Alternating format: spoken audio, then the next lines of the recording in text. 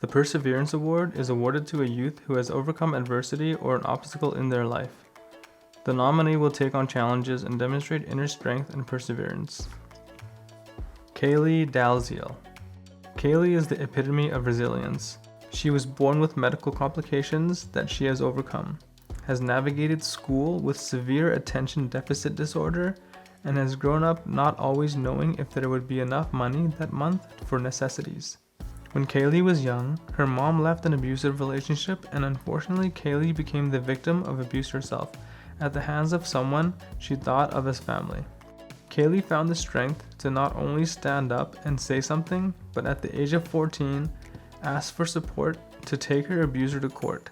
Standing up to her abuser and to the adults in her life that were supposed to protect her was one of the most challenging experiences of her life. It took a lot of strength to tell her story to the police, social workers, and finally to a judge, yet she did it. It was important for her to know that this wouldn't happen to another person. This experience has helped Kaylee find her voice and to use it to advocate for others. Kaylee is the youth representative on the board for Family and Community Support Services of Okotoks. Kaylee has blossomed into a resilient young woman that can see light all around her. She has faced challenging situations her whole life, and each time she has chosen to take those experiences and use them to better herself and those around her. Rawa Kurida. Rawa came to school with no knowledge of the English language. She didn't know her numbers. She didn't know her alphabet. She didn't know the sounds of letters.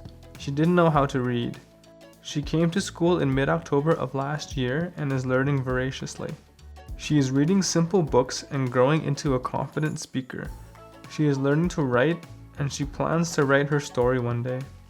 As a Yazidi woman, Rawa has experienced genocide and lost many family members. Her hometown was completely destroyed, and she was kidnapped by ISIS, where she was forced into slavery. Her religion and her culture were taken from her, and she was forced to speak Arabic. Rawa was deprived of education for a very long period of her life, and now she is trying her best to catch up. Rawa is a miracle. It's difficult to understand how she is so strong, able to learn and to focus in school, given all that has happened to her. Rawa's perseverance has enabled her to acquire literacy and numeracy skills very quickly. She is an inspiration to her teachers because they see her incredible development and growth. Rawa sees past religious conflicts, befriending a number of Muslim girls in her class, which hasn't been the norm for other Yazidi girls. Rawa is an excellent example of someone able to build bridges with people across very difficult cultural conflicts. Taylor Norris. Taylor has struggled with addiction issues since the age of 12. She went through 12 foster homes up until the age of 7, when she and one of her siblings, a younger brother, were adopted by her current parents. Taylor felt she had no one consistent to turn to for a lot of her early years, and at the age of 12, depression started to set in. Drug use became her escape and coping mechanism.